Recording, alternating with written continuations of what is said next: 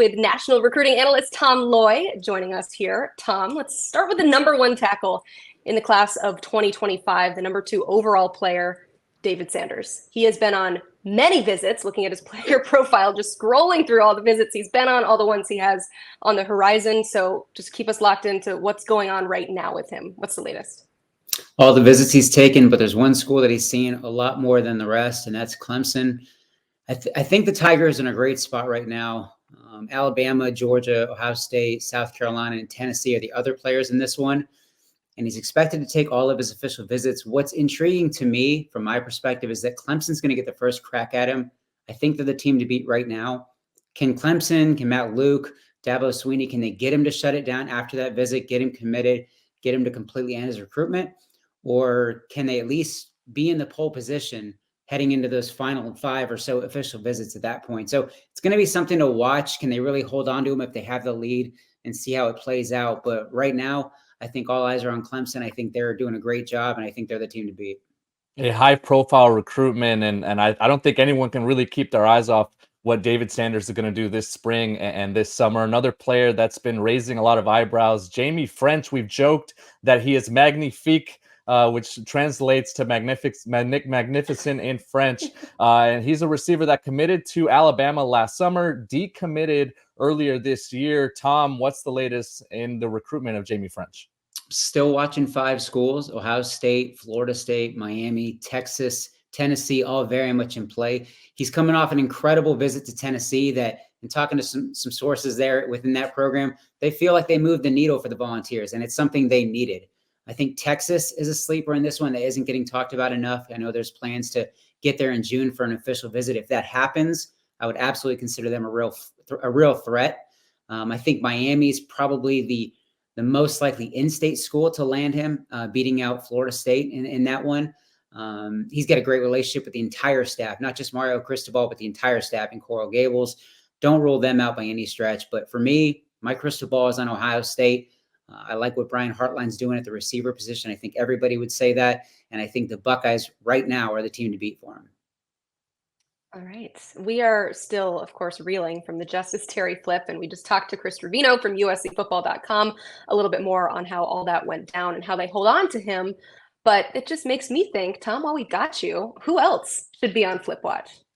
I'm not sure exactly when things could go down, and I'm definitely, you're definitely going to see a lot of movement. It happens every cycle, early, middle, even especially late. But I'm watching Oregon, and I think that there's 2 receiver commits in the top 247 that they have: Dallas Wilson and Adrian Wilson, no relation.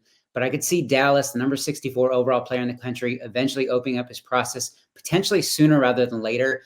I was surprised at the initial commitment, and at this point, I actually think he's going to return home to the Sunshine State and land somewhere there. I think the smart money's on Florida or Miami. And then Adrian, the country's number 182 overall player, is another one I've been tracking for a while. Actually, going back to the All-American Bowl underclassmen combine, Penn State's been working really hard on him. There's a lot of suitors for this kid.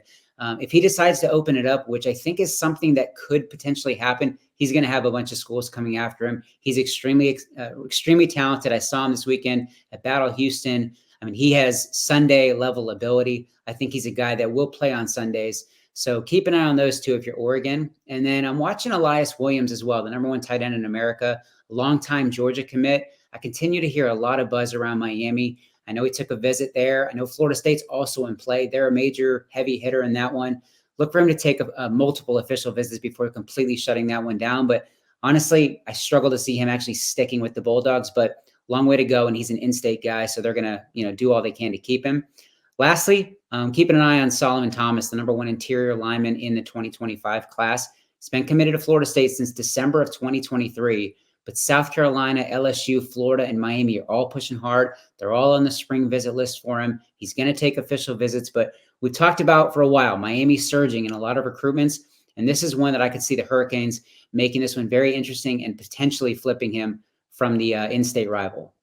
It happens every recruiting cycle. Flips are on the horizon. Unofficial visits are here. Official visits are around the corner. A lot of activity throughout the country, Tom. I'm not going to put a ticker on you. There's no stopwatch here, but let's empty the notebook. Let's go rapid fire. What else do you have for us in terms of recruiting intel? Let's look at five-star offensive tackle Josh Petty out of Roswell, Georgia, Fellowship Christian School. Auburn, Clemson, Tennessee, and others are all in play. I'm close to firing a crystal ball for Georgia. I think the distance is a factor. I think the Bulldogs are the team to beat right now. Lincoln Cure, saw him this weekend at Battle Houston, top 100 tight end out of Goodland, Kansas. I've had my crystal ball in for Kansas State for a while, but he's going to take a couple trips. He wants to visit Oregon, Texas A&M, and Penn State. It's going to take all official visits, decision coming after that before his senior season. My crystal ball is on Kansas State. They're the team to beat right now. We'll see if anybody else can play catch up. Jordan Young, top 100 safety out of Monroe, North Carolina.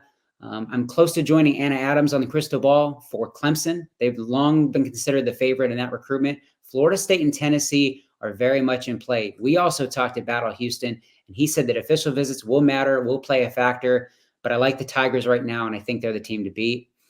Derek Meadows, top 100 prospect out of Vegas. Bishop Gorman, Blair, a guy you know very well and like.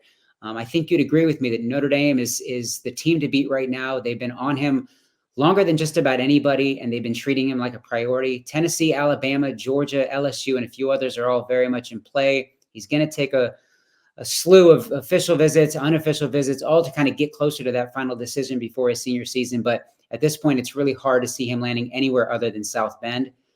Two more we'll touch on. Michael Fasusi, top 100 offensive lineman out of Louisville, Texas. Spent the weekend in Texas. I talked to a bunch of sources there. They made it very clear that the Longhorns are going to be very tough to beat. And I'm close to joining Hank South, who does a great job covering Texas for us at 24/7 Sports. Close to joining him on the crystal ball and picking Texas there. And then lastly, Tarvos TJ Alford, top 100 linebacker out of Vero Beach, Florida. I think that, he's definitely got a commitment coming March 30th. Ohio State, Miami, Florida, Florida State, Tennessee, all very much in play. But I've kind of been watching Ohio State and Miami. I was leaning towards Miami for a while, but actually just 5 days out from his decision, I actually think the Buckeyes could be the team to beat down the stretch here. But so my gut feeling is that James Laurinaitis and that staff, Ryan Day and those guys, I think Ohio State gets it done following a recent visit to Columbus. All that said, despite this being over in 5 days, this one has a feel like it's going to be far from over, and he's going to, take his time, and you're going to have to recruit him all the way to the end. A lot to keep track of, but we are so thankful for you, Tom, to help us break down all of this. A lot of recruiting news, and I'm sure that will only continue as this cycle does. Tom, thanks so much for being here. Thanks.